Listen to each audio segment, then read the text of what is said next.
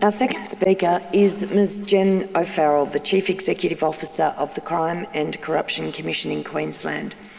Jen O'Farrell has been with Queensland's Crime and Corruption Commission, the CCC, since July 2015, after first being appointed as the Executive Director, Strategy and Corporate Services, and then as Chief Executive Officer in August 2018. Prior to commencing at the CCC, she assisted the Commission of Inquiry into the regulation of the Queensland greyhound racing industry as the Commission's Executive Director. She gained this experience through more than 15 years in both the public and private sectors, including as the General Manager, Strategy and Renewal and Director Legal Services at the Department of Transport and Main Roads, and as a solicitor with Cause Chambers West Garth Lawyers. Please join me in welcoming Jen Farrell.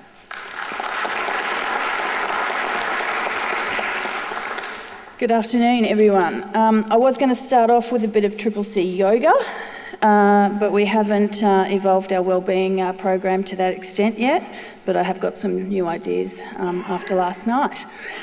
Thanks for hanging in this afternoon. I'm going to go through this afternoon, talk a little bit about 30 years after Fitzgerald and where we are in the organisation, but before I do that, I thought we'd just spend a minute having a look at that photograph there on the first slide. And it's quite an iconic image, I think you'd all agree. It embodies the courage and tenacity to take on deep-rooted and complex problems, collaboration, commitment to the public good, a vision for reform, setting things right and doing them better, and political will to do the right thing and to get things done. So Queensland in the late 1980s presented a perfect storm. As you can see on the slide, we had a parliament without an upper house, a long-standing government secured in place by an electoral gerrymander, a police force that had lost its way, no freedom of information legislation, repression of dissenting voices on public issues. All of those things combined to make Queensland a state that was on the nose. As I said, Queensland was operating and has been operating a unicameral parliamentary system and since 1922, when it abolished its upper house. Joh Bjelke-Petersen had been in office as Premier since 1968. He had very little time, if no time, for the media. He referred to press conferences as feeding the chooks. The Premier and his government were dismissive of any allegations of impropriety or challenge to their manner of conducting government affairs. And by the time of the Fitzgerald Inquiry in May 1987, it was said that any notion of responsible government had long since ceased to exist in Queensland. In relation to the police service, by the late 1980s within the police service, a powerful group of corrupt officers dominated that culture to such an extent that honest police were undermined. If they tried to voice or report their concerns, there was no one willing or powerful enough to do something about it. External inquiries into the police were either ignored or ineffectual. The Lucas Report of 1977 made recommendations to improve police accountability, but none of those had been implemented by the time of the Fitzgerald Inquiry. The Sturgis Inquiry of 1985 specifically mentioned problems in the police licensing branch. The officer in charge of that branch was described as lazy, inefficient, and probably corrupt. However, he remained in charge until 1987, when he was transferred to the Internal Affairs branch.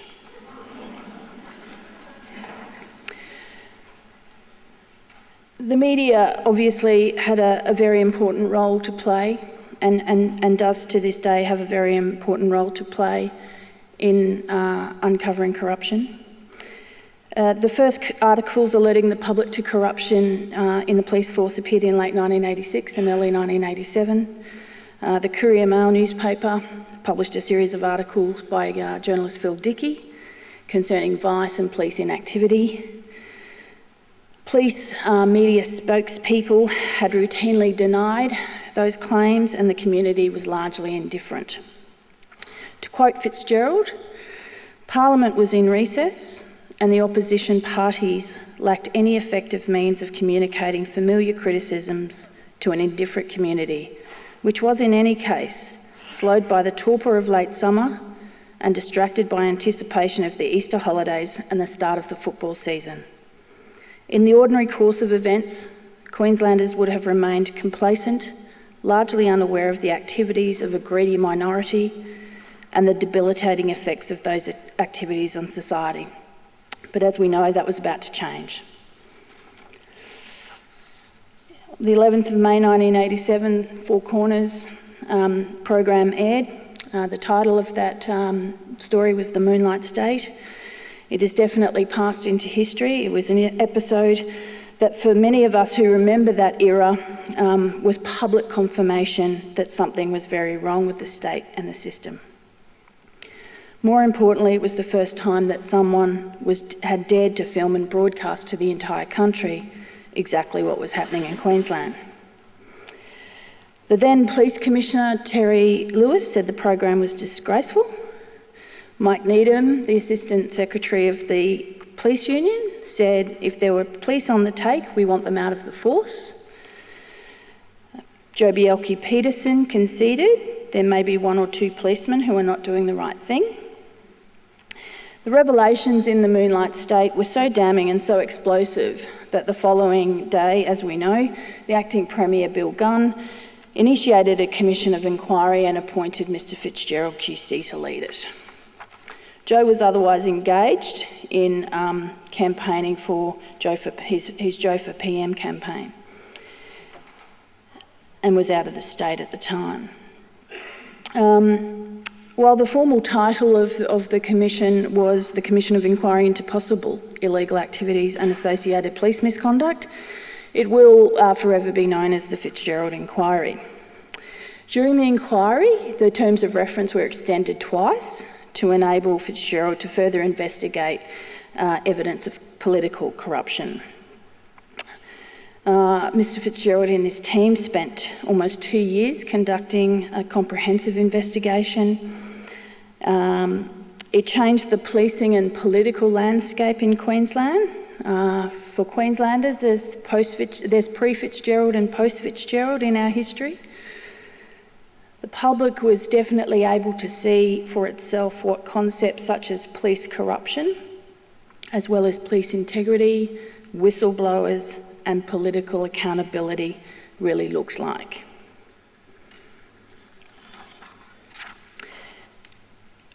There were many charges, they're listed there, a number of politicians, a number of police, many other people admitted to being corrupt.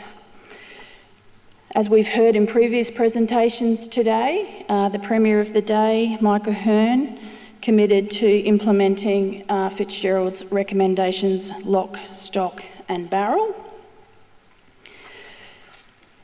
So that brings us to December 1989. In about 5 weeks' time, we celebrate our 30th anniversary of an independent commission.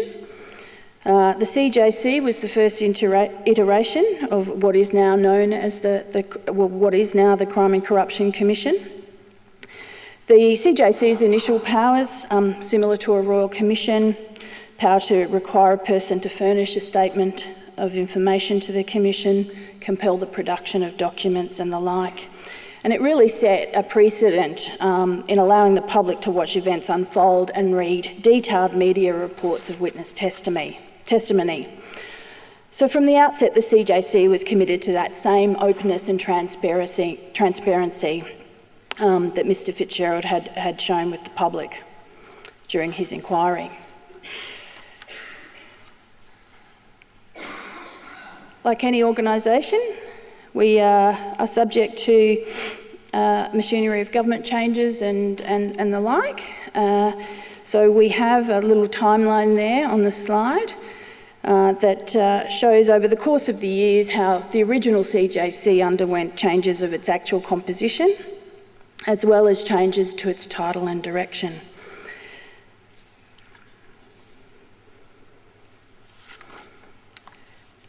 No organisation of 30 years standing has no problems, though. And we have experienced many challenges, and we've learned lots of lessons, and we continue to do so. Most of our investigations certainly have been effective, and they've been followed with interest by the public. But as we say, we've made lots of mistakes. And one of the clangers, that's for sure, was the inadvertent destruction of many of the Fitzgerald Inquiry documents, and the inappropriate release of some of those as well.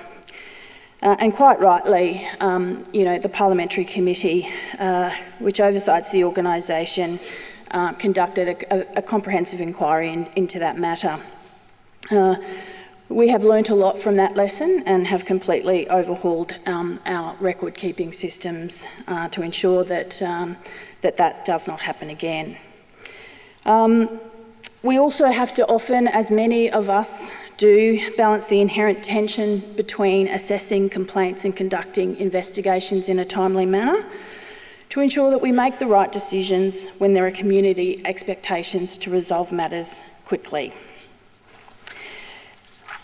In 2012-2013, the organisation was reviewed by Mick Kilty, the former Australian Federal Police Commissioner. Mr Kilty recommended a number of reform opportunities. It was definitely a challenging time for the organisation, as I understand it. Self-reflection and change can be hard. The CCC has had its, I think, fair share of institutional defensiveness at times, as well as being resistant to certain changes. That's explained by many things, including sometimes, some self-interest, a lack of that self-reflection and self-driven change, and a lack of understanding, I think, of the value of and the need for strategic investment in technology enablers. We have come a long way, though, in terms of some other recommendations. We have 86 police at the Commission. At that time, a number of them had been there for a very, very long time. We have rotated most police, such that we now have 82 of our police are in their first secondment period. We're implementing new systems, overhauling assessment processes, doing much more in the analytics and insights, working collaboratively with research institutions rather than actually conducting our own research as a matter of course. We have recently implemented a new organisational structure. My apologies.